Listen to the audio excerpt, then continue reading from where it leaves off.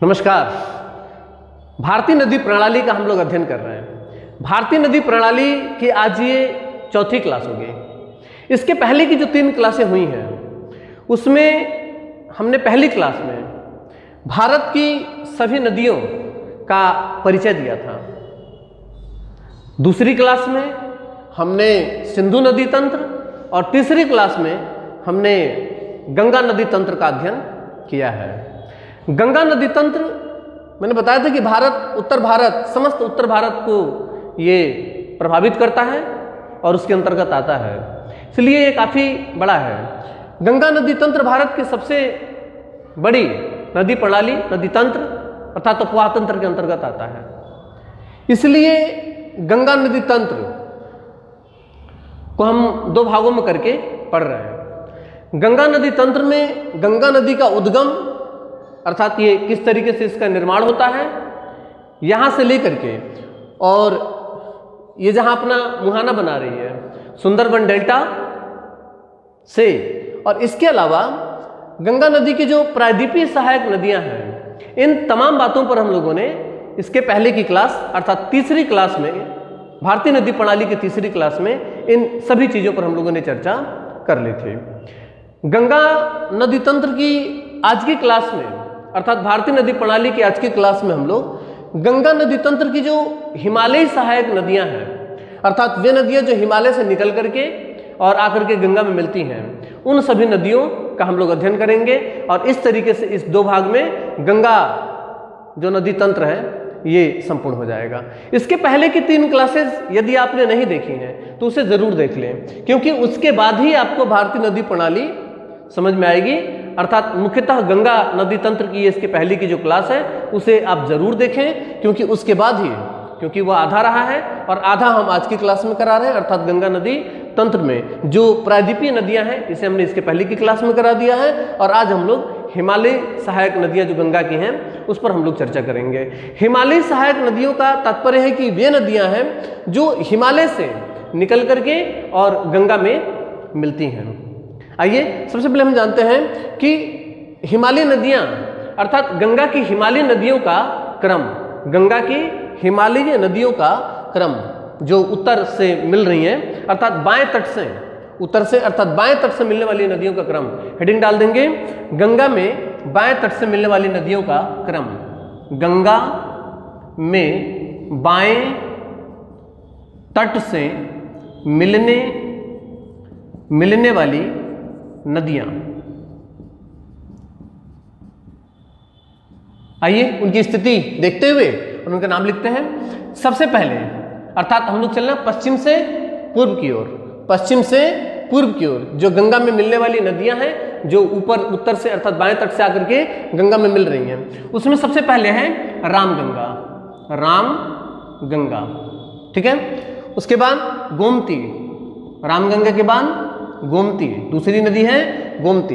गोमती के बाद घाघरा, उसके बाद है घाघरा, ठीक है ना। आप देखते जाइए, यह है रामगंगा हरे रंग में, रामगंगा ये हरे रंग में, गोमती, गोमती के बाद ये नीले रंग में यह है घाघरा, घाघरा के बाद फिर से पुनः हरे रंग में यह है गंडक नदी। तो घाघरा के बाद अगली नदी है गंडक।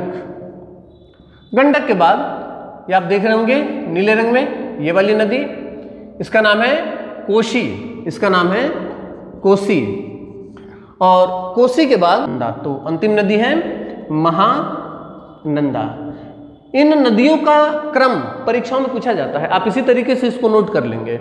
आज की क्लास में फैक्ट बहुत ज़्यादा है, वैसे नदियों से फैक्ट बहुत ज़्यादा होते हैं, तो प्रत्येक चीज़ जैसा बोला जा रहा है उसको उसी तरीके से आप लोग नोट कर लेंगे, और आप ब्लैंक मैप में हमने जैसा भरा है इसी तरीके से आप मैप भी भर लेंगे, ठीक है ना। तो गंगा नदी में बाएं तट से मिलने वाली नदियों का जो क्रम है वो किस तरीके से है, पश्चिम से पूरब की ओर, पश्चिम से पूरब की ओर में रामगंगा, गोमती, घाघरा, गंडक, कोशी और उसके बाद है महानंदा। ये नदियों का क्रम है, ठीक है ना। इनमें से रामगंगा, गोमती और घाघरा, रामगंगा, गोमती और घाघरा, इन तीनों नदियों का प्रवाह उत्तर प्रदेश में होता है, लिख लेंगे। रामगंगा, गोमती और घाघरा का प्रवाह उत्तर प्रदेश में होता है। इसमें से तो गोमती नदी पूर्णतः उत्तर प्रदेश की नदी है। इसमें रामगंगा उत्तराखंड से निकल करके और उत्तर प्रदेश में गंगा से मिलती है, लेकिन गोमती उत्तर प्रदेश से ही निकलती है और उत्तर प्रदेश में ही आकर के गंगा में मिल जाती है, अर्थात पूर्णतः उत्तर प्रदेश की नदी। कई बार परीक्षा में पूछा गया है पूर्णतः उत्तर प्रदेश की नदी कौन सी है, तो पूर्णतः उत्तर प्रदेश की नदी है गोमती, ठीक है ना। उसके बाद घाघरा, ये तीनों नदियां उत्तर प्रदेश में प्रवाहित होती है, अर्थात उत्तर प्रदेश की प्रमुख नदियों के अंतर्गत भी आती हैं ये। इसके अलावा गंडक और कोसी, गंडक और कोसी, इसमें गंडक नदी उत्तर प्रदेश और बिहार की सीमा बनाती है। गंडक नदी उत्तर प्रदेश और बिहार की सीमा पर प्रवाहित होती है, बिहार में प्रवाहित होती है, और मुख्यतः बिहार की नदियों में गंडक और कोसी आती है, ठीक है ना। बिहार और पश्चिम बंगाल, बिहार और पश्चिम बंगाल की सीमा बनाती है महानंदा नदी, बिहार और पश्चिम बंगाल की सीमा बनाते हुए और पश्चिम बंगाल में प्रवाहित होती है, और पश्चिम बंगाल के बाद ये बांग्लादेश में प्रवाहित होती है और बांग्लादेश में जाकर के गंगा नदी में मिल जाती है। इस तरीके से इसमें आता है कि रामगंगा, गोमती, घाघरा उत्तर प्रदेश, गंडक, कोसी मुख्यतः कहाँ की नदी मानी जाएगी, बिहार की, और महानंदा पश्चिम बंगाल की। महानंदा जो है पश्चिम बंगाल की नदियों के अंतर्गत आती है। इसी तरीके से आप इसको नोट कर लेंगे, ठीक है। आप इसी तरीके से इसको जैसे मैंने बताया है आप नोट कर लेंगे।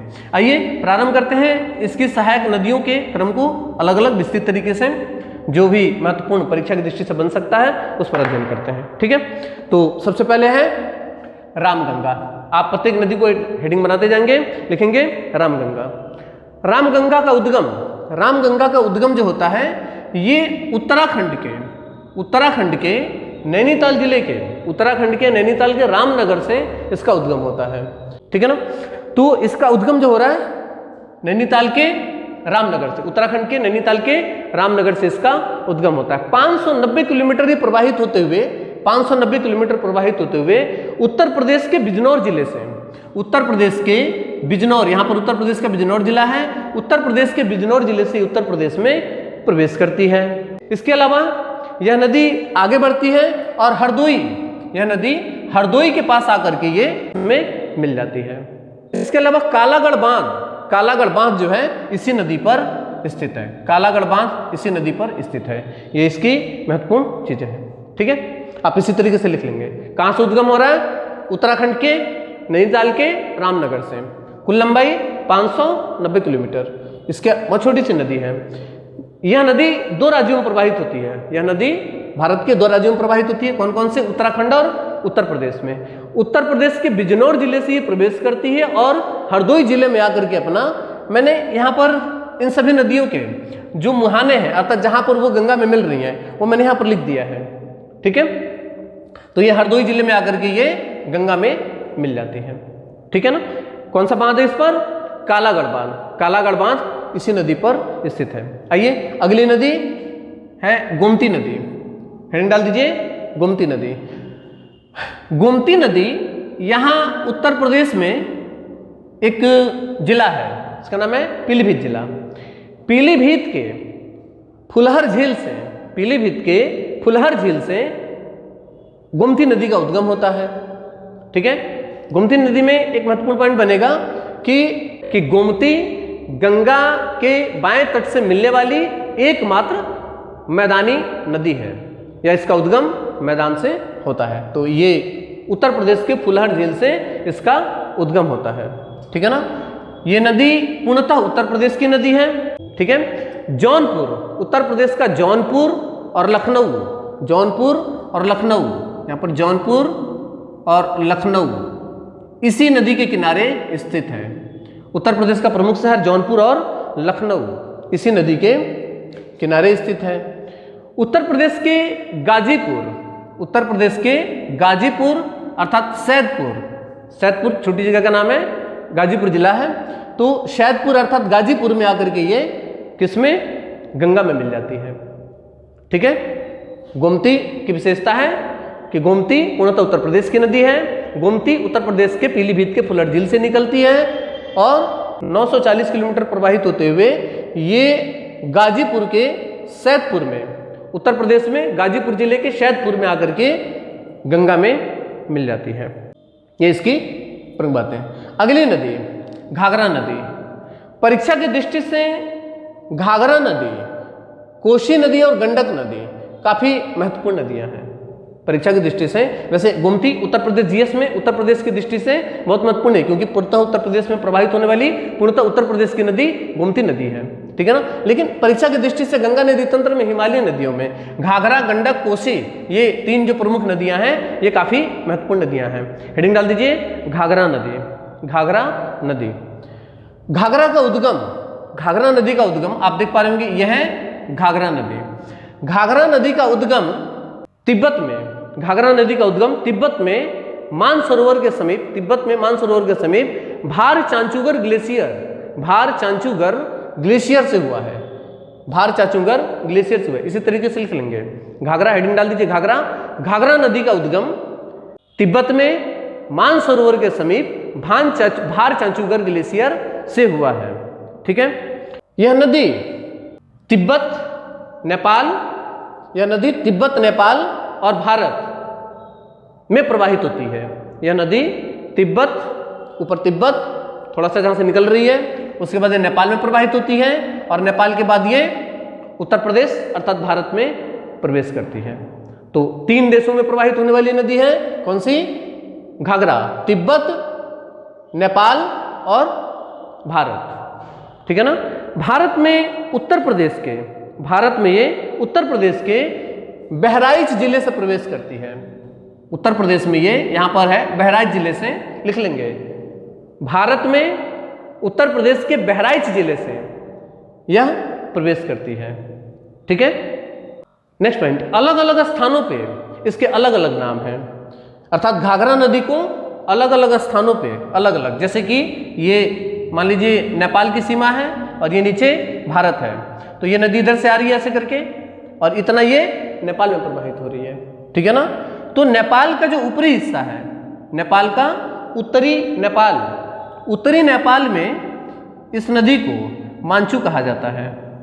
ऊपरी नेपाल और तिब्बत में, उत्तरी नेपाल और तिब्बत में इसे मांचू नाम से जाना जाता है। आप इसी तरीके से लिख लेंगे उत्तरी नेपाल अर्थात ऊपरी का नेपाल, ये नेपाल है और नेपाल का जो ऊपरी हिस्सा है, ऊपरी हिस्सा, तो यहाँ पे इसे मांचू, मांचू, तथा दक्षिणी नेपाल अर्थात नेपाल का जो नीचे का हिस्सा है, दक्षिणी नेपाल में इसे कर्नाली, यहाँ पर इसका नाम है कर्नाली, यहाँ पे इसे कर्नाली के नाम से जाना जाता है। कहाँ पे? नीचे का नेपाल, अर्थात जो दक्षिण का नेपाल है नीचे का, जो भारत से लगा हुआ है, इधर इसको क्या बोला जाता है? कर्नाली कहा जाता है। यहाँ पे इसको कर्नाली कहते हैं। उसके बाद ये नदी बहराइच से, उत्तर प्रदेश के बहराइच से ये भारत में प्रवेश करती है यहाँ से, और उसके बाद ये नदी आगे बढ़ती है, ठीक है ना, ध्यान रखिएगा। उसके बाद इसमें ये एक रेड कलर में नदी दिखाई दे रही होगी, इस नदी का नाम है शारदा नदी। शारदा नदी को काली नदी भी कहा जाता है। शारदा नदी इसमें आकर के मिलती है और बहराइच जिले में ही मिलती है, और जैसे ही शारदा नदी इससे मिलती है तो शारदा नदी और घाघरा नदी, अच्छा, जब भारत में प्रवेश करती है, यहाँ पे कर्नाली, इसके ऊपर है कर्नाली, भारत के उत्तर प्रदेश के उत्तरी हिस्से में, आप लिखते जाइएगा प्रत्येक पॉइंट कि घाघरा नदी को उत्तरी नेपाल और तिब्बत में मांचू, दक्षिणी नेपाल में कर्नाली, तथा उत्तरी उत्तर प्रदेश में, उत्तरी उत्तर प्रदेश में इसे घाघरा कहते हैं। उत्तरी उत्तर प्रदेश में इसे घाघरा कहते हैं, ठीक है। नेक्स्ट पॉइंट में, इस नदी में बहराइच में शारदा नदी आकर मिलती है। शारदा नदी आकर मिलती है, शारदा नदी आकर मिलती है। और जब ये देख रहे होंगे यहाँ पे, ये शारदा नदी है अर्थात काली नदी। शारदा नदी जैसे ही इसमें मिलती है बहराइच में, इसके बाद से इस नदी का नाम हो जाता है सरयू। उसके बाद इस नदी का नाम हो जाता है सरयू, अर्थात शारदा नदी इसमें आकर के मिल गई कहाँ पे? बहराइच में। ये जगह है बहराइच। बहराइच में जैसे इससे मिलेगी, उसके बाद से इस घाघरा नदी का नाम हो जाएगा सरयू। उसके बाद इस नदी का नाम हो जाएगा सरयू, और इसी सरयू के नाम से ये गंगा में आकर के मिल जाती है। उत्तर प्रदेश का जो बलिया जिला है वहां से ये बिहार में प्रवेश करती है, और उसके बाद छपरा में जाकर के ये देख रहे होंगे, छपरा बिहार में जाकर के ये गंगा से मिल जाती है, ठीक है ना। तो इस नदी में जो महत्वपूर्ण है वो है इस नदी की जो सहायक नदियां हैं और इस नदी के नाम, इस नदी के नाम, फिर से एक बात देख लीजिए ध्यान से, यह नदी तिब्बत में मानसरोवर के समीप भार चांचुगर ग्लेशियर से निकलती है तथा तिब्बत, नेपाल और भारत में प्रवाहित होती है। अलग अलग स्थानों पर इसे अलग अलग नाम से जाना जाता है। उत्तरी नेपाल और तिब्बत में इसे मांचू नदी तथा दक्षिणी नेपाल में इसे कर्णाली नदी तथा उत्तरी उत्तर प्रदेश में इसे घाघरा नदी के नाम से जाना जाता है। घाघरा नदी में उत्तर प्रदेश के बहराइच जिले में शारदा नदी आकर मिलती है। शारदा और घाघरा की संयुक्त धारा सरयू कहलाती है। शारदा और घाघरा जब दोनों आपस में मिल जाती हैं तब इसे क्या कहा जाता है? सरयू कहा जाता है। इसी सरयू के किनारे उत्तर प्रदेश का प्रमुख शहर अयोध्या स्थित है। लिख लीजिएगा, सरयू के किनारे उत्तर प्रदेश का प्रमुख शहर कौन सा? अयोध्या स्थित है। ठीक है ना? तो यह है यहाँ पर अयोध्या। यह नदी उत्तर प्रदेश के बलिया जिले से उत्तर प्रदेश से बाहर निकलती है तथा बिहार में प्रवेश करती है और बिहार में छपरा जिले में आकर के ये किससे? गंगा से मिल जाती है। छपरा में आकर के ये गंगा से मिल जाती है। ये नदी है घाघरा। घाघरा के बाद अगली नदी है गंडक। मैंने बताया था कि महत्वपूर्ण नदियों में एक नदी है गंडक। गंडक नदी का उद्गम तिब्बत नेपाल की सीमा पर धौलागिरी पर्वत से हुआ है। गंडक नदी का उद्गम तिब्बत नेपाल की सीमा पर स्थित धौलागिरी पर्वत से हुआ। नेपाल में धौलागिरी जो है नेपाल में है। ठीक है ना? इस नदी को भी नेपाल में दो नामों से जाना जाता है। नेपाल में इसे शालिग्राम तथा नारायणी कहते हैं। लिख लेंगे शालिग्राम। इस नदी को दो नाम मिलते हैं यहाँ पे, शालिग्राम और नारायणी। इस नदी के ये दो नाम हैं। कहाँ पे? नेपाल में। ठीक है ना? इस नदी के दो नाम हैं नेपाल में। कहाँ? नेपाल में। आप देख रहे होंगे ये नेपाल वाला हिस्सा है, ये यहाँ से लेके यहाँ तक। तो इस क्षेत्र में यहाँ पे इसके दो नाम है, शालिग्राम और नारायणी। बेसिकली शालिग्राम जो है हिंदू धर्म में एक पत्थर होता है, ठाकुर जी कहते हैं उसे। ठीक है ना? तो ठाकुर जी की पूजा होती है और मुख्यतः वो एक पत्थर के रूप में होते हैं जिस पर काले रंग की पत्थर होता है, उसमें सफेद रंग की धारियां सब बनी होती हैं, उसे शालिग्राम कहते हैं, उसे शालिग्राम कहा जाता है। तो ये जो शालिग्राम है, ये जो पत्थर है, ये मुख्यतः नेपाल वाले इसी हिस्से में पाया जाता है। इसके अलावा और ये कहीं नहीं पाया जाता है। इसी वजह से इस नदी का नाम शालिग्राम है। और शालिग्राम चूंकि मुख्यतः विष्णु भगवान का रूप माना जाता है और उसी वजह से इस नदी को नारायणी नदी भी कहा जाता है। ठीक है ना? उत्तर भारत के जो लोग हैं, अर्थात इधर के क्षेत्र के जो लोग हैं जिनसे गंगा दूर है, नेपाल के किनारे, नेपाल की बाउंड्री पर रहने वाले जो आसपास के लोग हैं, तो जिस तरीके से गंगा एक पवित्र नदी है उत्तर भारत की, ठीक है ना, इसी तरीके से नारायणी अर्थात ये गंडक नदी नेपाल में जाकर के, नेपाल में इसका नाम शालिग्राम और नारायणी नदी है। तो यहाँ पर एक काफी पवित्र नदी के तौर पर मानी जाती है, अर्थात पूजनीय नदी है इस क्षेत्र में। ठीक है ना? यह नदी आगे बढ़ती है उत्तर प्रदेश में महाराजगंज और कुशीनगर, उत्तर प्रदेश के महाराजगंज से ये प्रवेश करती है और महाराजगंज और कुशीनगर की सीमा पर प्रवाहित करते हुए बिहार में ये प्रवेश करती है और बिहार में पटना के समीप आकर के ये गंगा में मिल जाती है। पटना के समीप ये गंगा में, इसकी कुल लंबाई लगभग जो है 300 किलोमीटर इसकी। ठीक है ना?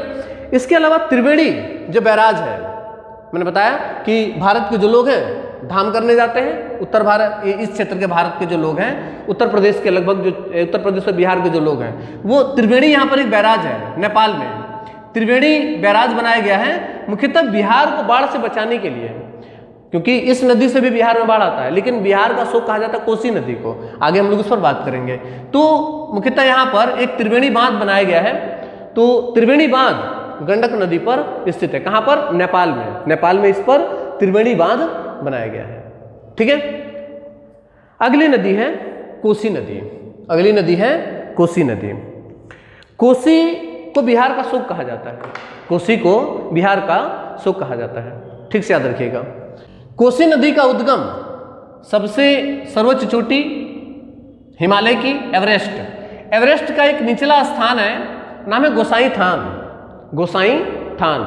लिख लेंगे कोसी नदी का उद्गम, कोसी नदी का उद्गम नेपाल में एवरेस्ट के समीप गोसाई थान से हुआ है, एवरेस्ट के समीप गोसाई थान से हुआ है।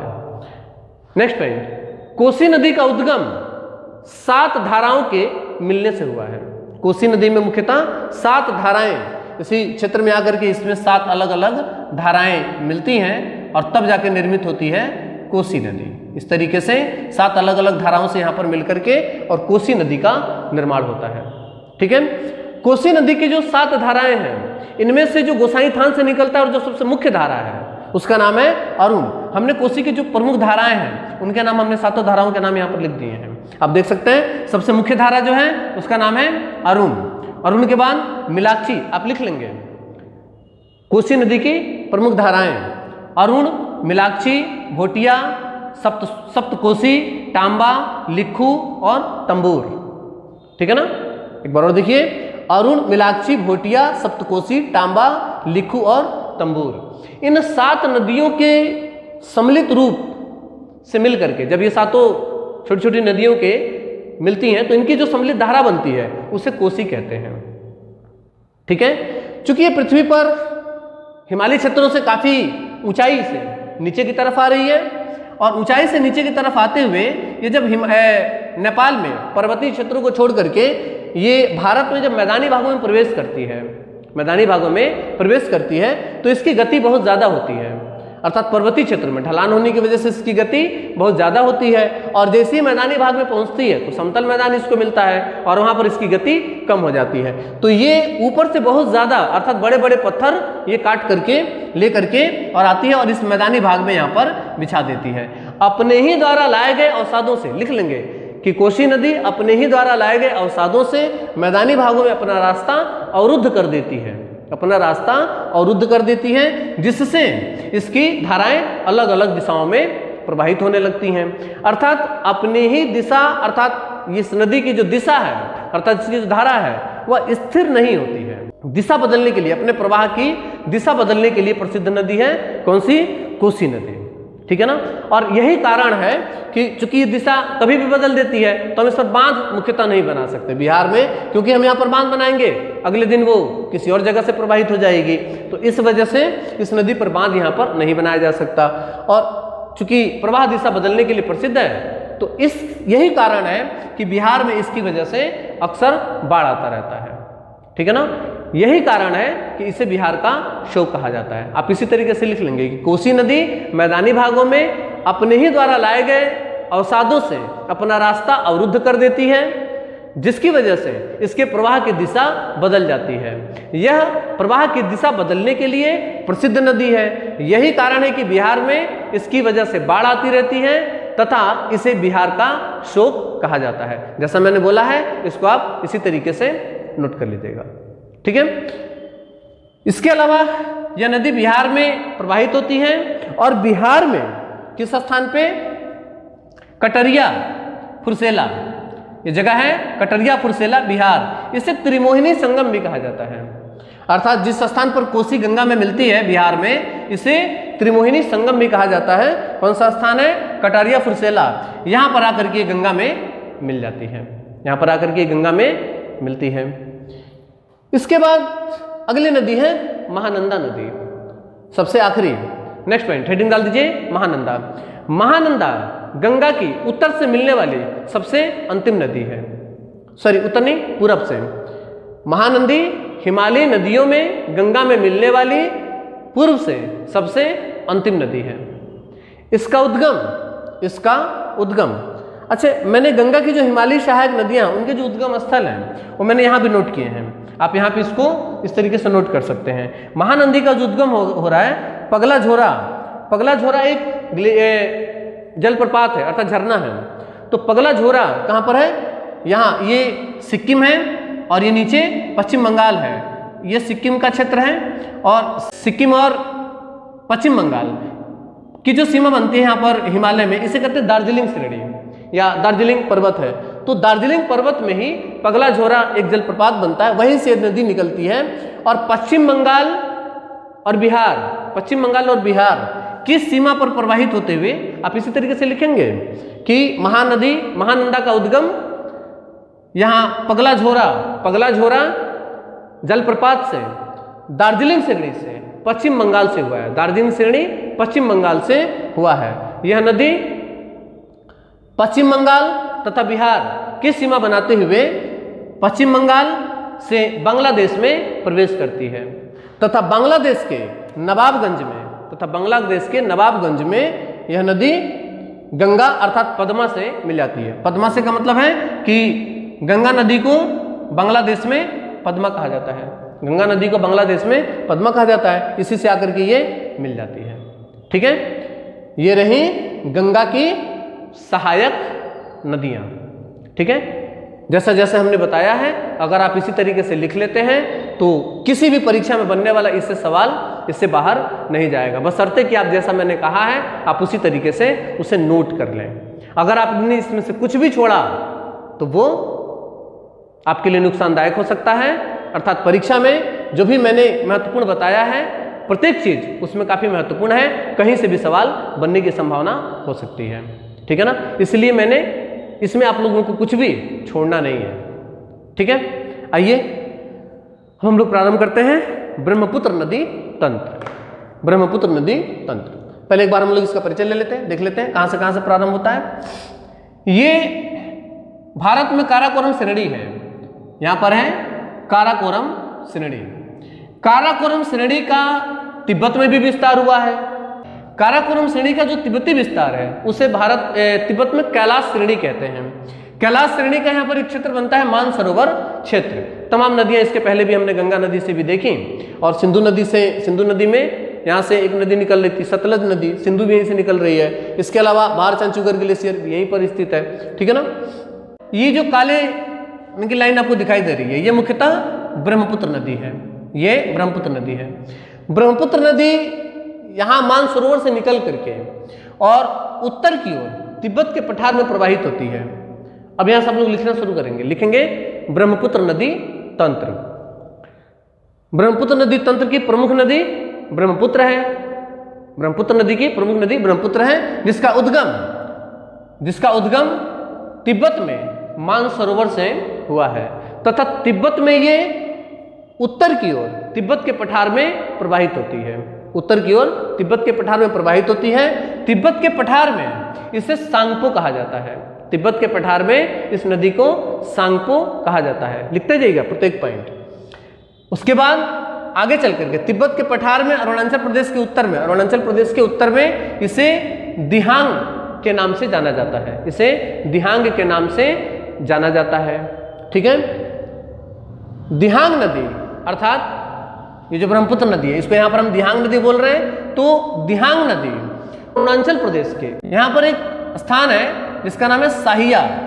इसका नाम है साहिया।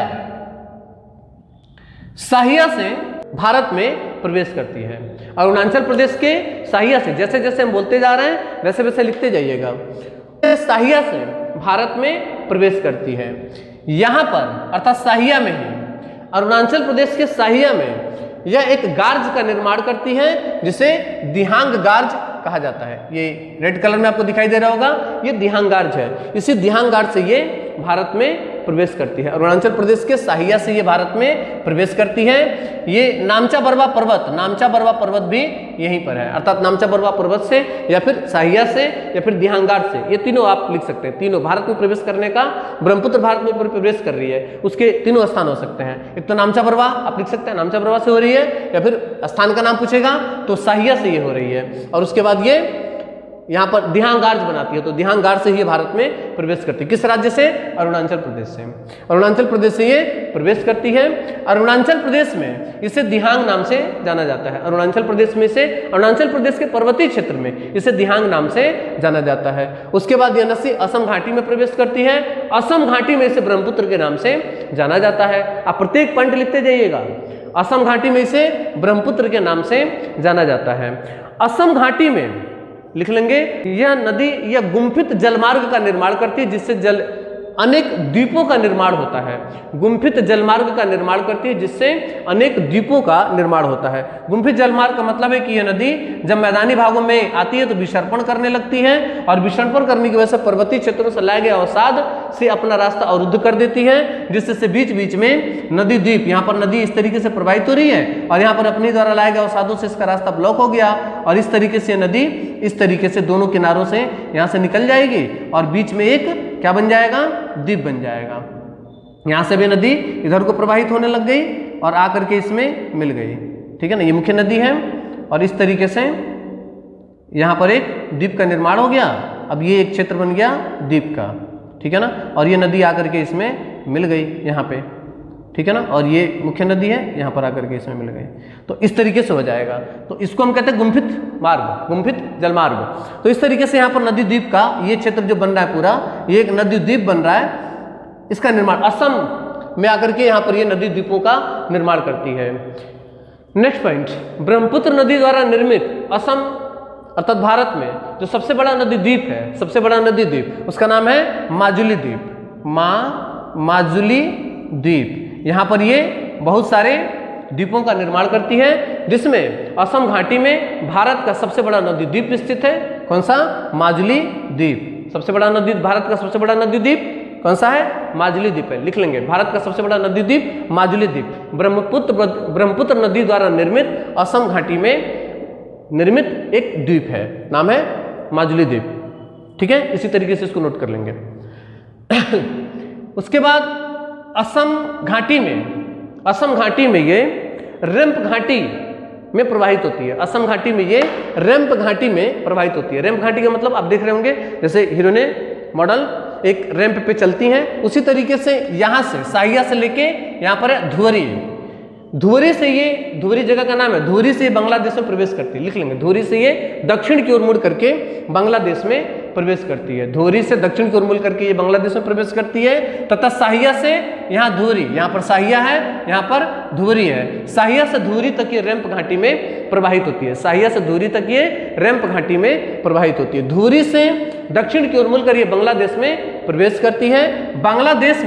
बांग्लादेश में इसे जमुना नाम से जाना जाता है। बांग्लादेश में इसे जमुना नाम से जाना जाता है। जमुना में जेमू ग्लेशियर से निकलने वाली, जेमू ग्लेशियर सिक्किम से निकलने वाली तिस्ता नदी आकर मिलती है। किसमें? इसमें, अर्थात जमुना में। जैसे ब्रह्मपुत्र को बांग्लादेश में जमुना कहा जाता है, तो जमुना में आकर के मिलती है। उसके बाद इस नदी में अर्थात जमुना में बांग्लादेश के ग्वालंदो जगह का नाम है। बांग्लादेश के ग्वालंदो में गंगा अर्थात पद्मा, गंगा के ब्रैकेट में लिख लेंगे पद्मा, यहाँ पर ये है गंगा, और ये बांग्लादेश में गंगा को पद्मा कहा जाता है। बांग्लादेश में गंगा को पद्मा कहा जाता है। तो पद्मा और जमुना दोनों मिलती हैं कहाँ पर? इस स्थान पे। जगह का नाम है ग्वालंदो, अर्थात पद्मा और जमुना दोनों नदियां बांग्लादेश के ग्वालंदो में मिलती हैं, जिसकी संयुक्त धारा अर्थात पद्मा और जमुना जब आपस में मिलती हैं, तब इन दोनों नदियों की जो संयुक्त धारा है उसे क्या कहा जाता है? पद्मा कहा जाता है। उस नदी का नाम हो जाता है यहाँ पे पद्मा। इसी पद्मा में मणिपुर, यहाँ पर मणिपुर पहाड़ी है, मणिपुर से निकलने वाली नदी बराक नदी आकर मिलती है। बराक नदी को मेघना नदी भी कहा जाता है। बराक के आगे ब्रैकेट में लिख लेंगे मेघना। तो मणिपुर से निकलने वाली मेघना नदी, मणिपुर से निकलने वाली बराक अर्थात मेघना नदी किसमें मिलती है? पद्मा में। और इसके बाद इस नदी का नाम हो जाता है मेघना, और मेघना नाम से यह नदी बंगाल की खाड़ी में अपना मुहाना बनाती है। बंगाल की खाड़ी में अपना मुहाना बनाती है। गंगा और ब्रह्मपुत्र के तो मुहाना बनता है। इसी मुहाने पर सुंदरवन डेल्टा स्थित है। सुंदरवन डेल्टा के बारे में इसके पहले वाली क्लास में हमने करा दिया था, आप वहां पर भी देख सकते हैं। भारत का भी और इस क्षेत्र का सबसे बड़ा जो डेल्टा बनता है वह सुंदरवन डेल्टा। सुंदरवन डेल्टा का 30% हिस्सा भारत में और 70% हिस्सा पश्चिम बंगाल में स्थित है। इसमें सुंदरी, कैसूरीना, इसके अलावा मैंग्रोवा नामक वृक्ष की बहुलता पाई जाती है। सुंदरवन का जो निचला हिस्सा है, जहां पर ज्वारीय जल प्रवेश कर पाता है। उस क्षेत्र में मैंग्रोवा नामक वनस्पति की बहुलता होती है, जिसकी वजह से सुंदरवन के निचले हिस्से को, अर्थात जिधर से ज्वारीय जल पहुंच पाता है, उस क्षेत्र को मैंग्रोव वन कहा जाता है। अर्थात सुंदरवन के अंदर ही मैंग्रोव वन का विकास होता है। मैंग्रोव वनों में मैंग्रोव नामक वृक्ष की बहुलता तथा ऊपर का हिस्सा अर्थात उत्तरी हिस्सा जो है, इसमें सुंदरी नामक वृक्ष की बहुलता पाई जाती है। इसके अलावा कैसुरीना भी यहाँ पर एक प्रमुख वृक्ष है। इस मैंग्रोव वाले क्षेत्र में ही टाइगर, जो बंगाल टाइगर है, वो पाए जाते हैं। बंगाल टाइगर का जो मुख्य भोजन होता है वो मछली होता है, ठीक है ना, जो कि इस क्षेत्र में सबसे ज़्यादा होते हैं। मैंग्रोवा की विशेषता होती है कि उनके जो वृक्ष के जड़ें हैं, उनकी जो वृक्ष की जड़ें हैं वो ज़मीन में नीचे जाने के बाद से ऊपर उठ जाती हैं। जैसे कि ये मैंग्रोवा नामक वृक्ष है और ये उसके तना और ये है तना, और उसके बाद से इसकी जो जड़ें हैं, तो जड़ें नीचे जाने के बाद से ये ऊपर उठ जाती हैं। इस तरीके से ये ऊपर निकल जाती हैं, इस तरीके से जो जड़ें हैं ऊपर निकल जाती हैं। तो इस मैंग्रोव वाले क्षेत्र में इसकी जो जड़ें ऊपर निकली रहती हैं, जिससे एक जालनुमा संरचना बन जाती है, ठीक है ना। तो जैव विविधता का एक क्षेत्र बनता है, जलीय जैव विविधता का एक क्षेत्र यहाँ पर बन जाता है। अर्थात छोटे छोटे जो जीव हैं, समुद्री बड़े जीवों से बचने के लिए आकर के इस जगह पे सुरक्षित महसूस करते हैं। तो उनके लिए सुरक्षा प्रदान करने का और खाद्य श्रृंखला यहाँ पर डेवलप हो जाता है उनके लिए, अर्थात भोजन सुरक्षा दोनों यहाँ पर डेवलप होता है, विकसित होता है, जिसकी वजह से छोटी मछलियाँ अर्थात बड़ी मछलियाँ आकर के यहाँ पर जो अंडे हैं वो यहाँ पर देती हैं, जो कि सुरक्षित रहता है। जो बंगाल टाइगर मुख्यतः इन्हीं को खाता है, ठीक है ना। तो मुख्यतः यहाँ पर वो पाए जाते हैं, ठीक है। ये रहा कौन सा, ब्रह्मपुत्र नदी का विस्तार जो हुआ है। ब्रह्मपुत्र नदी जब भारत में प्रवेश करती है तो इसमें भारत में बहुत सारी सहायक इसकी नदियां हैं। भारत में अरुणाचल प्रदेश में और इधर से दोनों तरफ से कई सारी इसकी सहायक नदियां हैं। इसकी जो सहायक नदियां हैं उसमें प्रमुख सहायक नदियों में अरुणाचल प्रदेश में मैंने यहाँ पर लिखा है दिहांग, दिबांग और लोहित। दिहांग, दिबांग और लोहित ये अरुणाचल प्रदेश के पूर्वी भाग से, अरुणाचल प्रदेश के पूर्वी भाग, पटगोई गुम पहाड़ियां हैं, पटगोई गुम की पहाड़ी, तो पटगोई गुम पहाड़ियों से निकल करके और जा करके ब्रह्मपुत्र मिलती हैं। कौन कौन सी, दिहांग, दिबांग और लोहित नदियां, ठीक है ना। उसके बाद नागा पहाड़ी, यहाँ पर है नागा पहाड़ी, ये नागालैंड का क्षेत्र है। तो नागा पहाड़ी से इसमें एक नदी निकलती है, नाम है धनश्री। नागा पहाड़ी से, नागालैंड से निकल करके और ब्रह्मपुत्र में मिलने वाली नदी है धनश्री। इसके अलावा ऊपर से जब हम बात करेंगे, हिमालय की श्रेणी है, ठीक है ना, आप देख पा रहे होंगे ये बृहद हिमालय की श्रेणी है। तो बृहद हिमालय की श्रेणी से निकल करके दो नदियां मुख्यतः इसमें सुवानश्री और कमेंग, सुवानश्री और कमेंग अरुणाचल प्रदेश की प्रमुख नदियों के अंतर्गत आती हैं और अरुणाचल प्रदेश में बाएं तट से ये ब्रह्मपुत्र में मिलती हैं। इसके अलावा यहाँ मेघालय की सीमा पर, मेघालय की सीमा पर भूटान से कुछ नदियां आकर के और भारत के असम में प्रवाहित होते हुए और मेघालय में किसे, ब्रह्मपुत्र में मिलती हैं, ठीक है ना। कौन कौन सी नदियां हैं आप देखेंगे, पश्चिम से पूरब की ओर, पश्चिम से पूरब की ओर जलढाका नदी, सबसे इधर जलढाका नदी, जलढाका के बाद रैडाक, ये बीच वाली है रैडाक नदी। इसके बाद संकोश, ये नदी है संकोश, और संकोश के बाद मानस। मानस ज्यादातर पूछा जाता है, प्रमुख नदियों में मानस इसकी एक प्रमुख नदी है। अगर इसकी जो परीक्षा में पूछे जाने नदियों की बात करें तो दिहांग नदी, दिबांग नदी, लोहित नदी, धनश्री नदी, सुवानश्री नदी, इसके अलावा बराक और मेघना, बराक और मेघना मणिपुर से निकल करके आप देख रहे होंगे यहाँ पर आकर के बांग्लादेश में इससे मिल रही है, तो बराक अर्थात मेघना नदी। इसके अलावा तिस्ता, जमुना जम्मू ग्लेशियर से निकलने वाली सिक्किम की नदी तिस्ता, तिस्ता जाकर के इसी ब्रह्मपुत्र जहां पर इसे जमुना कहा जा रहा है वहां पर मिल रही है, तो तिस्ता इसकी एक प्रमुख नदी के अंतर्गत आती है। इसके अलावा बहुत छोटी छोटी और भी नदियां हैं जो मैंने यहाँ पर लिख दी हैं। ब्रह्मपुत्र की जो सहायक नदियां वो मैंने यहाँ पर सारी लिख दी हैं। देखिए दिहांग, दिबांग, लोहित, धनश्री, सुवानश्री, कमेंग, बराक, जलढाका, रैडाक, संकोश, मानस, तिस्ता और पद्मा। पद्मा यानी कि गंगा, पद्मा यानी कि गंगा इसकी एक बड़ी सी नदी है, ठीक है ना। उसके बाद जो इसमें मैप में नहीं बना हुआ है उसमें जिया भरेली, पगलादिया, दीखू और पिथुमारी और जंजीराम, पिथुमारी और जंजीराम, ये भी इसकी कुछ प्रमुख सहायक नदियां हैं, ठीक है ना। वो मैंने यहाँ पर लिख दिया है, आप इसी तरीके से देख सकते हैं, ठीक है ना। जब गंगा नदी तंत्र पढ़ रहे थे ना तो इसमें एक चीज छूट गया था, उसको देख लेते हैं। घाघरा नदी, घाघरा नदी की 2 प्रमुख सहायक नदियां हैं। घाघरा नदी की 2 प्रमुख सहायक नदियां हैं। वैसे हमने बोर्ड पर ऐसा कुछ भी नहीं जो छोड़ा हुआ है, तो आप बोर्ड पर भी देख सकते हैं, आप यहाँ पर देख सकते हैं घाघरा नदी, ठीक है ना। घाघरा नदी भारत-चांचूगढ़ ग्लेशियर से निकल करके और भारत में प्रवेश करिए। 2 नाम इसके अलग अलग जगहों पे दो नाम है।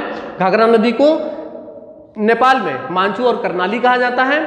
उत्तर प्रदेश के उत्तरी हिस्से में इसे घाघरा कहा जाता है।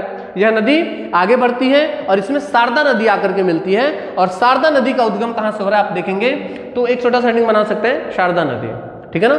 शारदा नदी का उद्गम उत्तराखंड के पिथौरागढ़ जिले के कालापानी से हुआ है। शारदा नदी का उद्गम देखेंगे यहाँ पे लिखा है, शारदा नदी का उद्गम पिथौरागढ़ जिले के कालापानी से हुआ है, ठीक है ना। तो ये पिथौरागढ़ के कालापानी से निकलती है और उसके बाद ये थोड़ा सा तिब्बत में जाती है, ठीक है ना। तो यहाँ से ये नदी भारत और नेपाल की सीमा पर प्रवाहित होती है। यहाँ पर ये भारत और नेपाल की सीमा पर प्रवाहित होते हुए और भारत में ये प्रवेश करती है। किस जिले से? पीलीभीत से ये उत्तर प्रदेश में प्रवेश करती है। पीलीभीत से, आप देख पा रहे होंगे यहीं पर है गोमती नदी। गोमती नदी का उद्गम हो रहा है पीलीभीत के फुलर झील से और यहीं पर है ये पीलीभीत से ये उत्तर प्रदेश में प्रवेश करती है और बहराइच में आकर के ये घाघरा से मिल जाती है। बहराइच में आकर के ये घाघरा से मिलती है और जब ये घाघरा से मिलती है तो शारदा नदी को उत्तराखंड में काली नदी कहा जाता है, महाकाली नदी भी कहा जाता है, महाकाली नदी या काली नदी भी कहा जाता है। तो शारदा नदी जब घाघरा से मिलती है तो शारदा और घाघरा की संयुक्त धारा सरयू कहलाती है। घाघरा और शारदा की संयुक्त धारा सरयू कहलाती है। कहाँ पे? बहराइच के बाद, बहराइच से आगे यहाँ से लेके यहाँ तक इसका नाम हो जाता है सरयू, ठीक है ना। जब ये छपरा में बिहार से मिलती है तब तक इसका नाम होता है सरयू नदी, ठीक है ना। इसके अलावा इसकी एक प्रमुख नदी, ये आपको रेड कलर में दिखाई दे रहा होगा, इस नदी का नाम है राप्ती नदी। राप्ती नदी से जो बनने वाला प्रमुख सवाल है वो यह है कि गोरखपुर किस नदी के किनारे स्थित है? राप्ती नदी के किनारे स्थित है गोरखपुर शहर। उत्तर प्रदेश का प्रमुख शहर गोरखपुर राप्ती नदी के किनारे स्थित है। आप इसी तरीके से लिख लेंगे। राप्ती नदी का उद्गम नेपाल में प्लूथान से हुआ है। नेपाल में प्लूथान एक चोटी है तो प्लूथान से हुआ है और उत्तर प्रदेश में जो यह नदी है ये बहराइच जिले से उत्तर प्रदेश में प्रवेश कर। प्रत्येक पॉइंट इसी तरीके से लिख लिएगा। राप्ती नदी, इसका उद्गम नेपाल के प्लूथान से हुआ है, उत्तर प्रदेश में बहराइच जिले से प्रवेश करती है, ठीक है। तो ये राप्ती और ये काली अर्थात शारदा और ये एक छूट गया था राप्ती। राप्ती से ये बनने वाला सवाल है कि गोरखपुर किस नदी के किनारे स्थित है। ये रहा है आपका गंगा नदी तंत्र की जो बची हुई नदियां थी अर्थात हिमालयी नदियां, हिमालयी सहायक नदियां, इनके बारे में। और इसके अलावा ब्रह्मपुत्र नदी तंत्र जो है उस पर हम लोगों ने आज यहाँ पर चर्चा की है, ठीक है। मुझे उम्मीद है आपको क्लास बेहतर लगी होगी। जैसी भी लगी है, अगर नहीं भी लगी है तो आप हमें कमेंट करके जरूर बताएं, ठीक है। आपके जो सुझाव होंगे वो हमारे लिए बहुत सहयोगी होंगे, ठीक है ना। उस पर हम विचार करेंगे। अगर आपको लग रहा है कि इसमें कुछ कहीं छूट रहा है तो आप उसे हमें बता दें, कमेंट करके उसे बता दिया करें ताकि उसे अगली क्लास में हम जोड़ लिया करें। कल की क्लास में हम लोग जो प्रायद्वीपीय नदियां हैं उस पर चर्चा करेंगे। परीक्षा की दृष्टि से प्रायद्वीपीय नदियां बहुत महत्वपूर्ण नदियां होती हैं। बहुत छोटी छोटी जगहों से बहुत महत्वपूर्ण सवाल प्रायद्वीपीय नदियों से बनते हैं। तो कल की क्लास में हम लोग प्रायद्वीपीय नदियों पर चर्चा करेंगे, ठीक है। आप लोग हमारे वीडियो का जो लिंक है, हमारे चैनल का जो लिंक है उसे ज़्यादा से ज़्यादा शेयर किया करें ताकि उन लोगों तक ये क्लास पहुंच सके जिनको इसकी ज़रूरत है। क्योंकि हमने YouTube पर देखा है बहुत कम लोगों ने एक सीरीज लेकर के भूगोल की चले हैं। संपूर्णता का अभाव YouTube पर बहुत ज़्यादा पाया जाता है, क्रम का अभाव बहुत ज़्यादा YouTube पर पाया जाता है। हमने इसीलिए कोशिश की है कि भूगोल के पहले अध्याय से लेकर के आप देख रहे होंगे कि लगभग 24-25 वीडियो अब तक हो चुके हैं। उसके बाद भी आगे हम लोग यहाँ तक पहुँच चुके हैं, आगे भी क्लासेस इस तरह निरंतर चलती रहेंगी। तो उन तक पहुँचाने की कोशिश करिए जिनको भूगोल बहुत कठिन विषय लगता है और उन्हें क्रमबद्ध तरीके से नहीं मिल पाता है। YouTube पर क्लासेस शुरू तो होती हैं बहुत लोगों की, लेकिन ख़त्म हो जाती हैं, बीच में ही ख़त्म हो जाती हैं। उनमें एक क्रमबद्धता नहीं बन पाता है। इसकी वजह से बच्चे पढ़ना तो शुरू करते हैं लेकिन उन्हें बीच में ही छोड़ना पड़ जाता है या उन्हें रुकना पड़ जाता है। हमने कोशिश की है, आप हमारी सीरीज के साथ जुड़ते चले जाइए, ज़्यादा से ज़्यादा चैनल को आप लोग शेयर करें ताकि उन सभी ज़रूरतमंद छात्रों तक हम पहुंच सकें जिन्हें हमारी ज़रूरत है। मिलते हैं प्रायद्वीपीय नदियों के साथ अगली क्लास में, तब तक धन्यवाद, जय हिंद।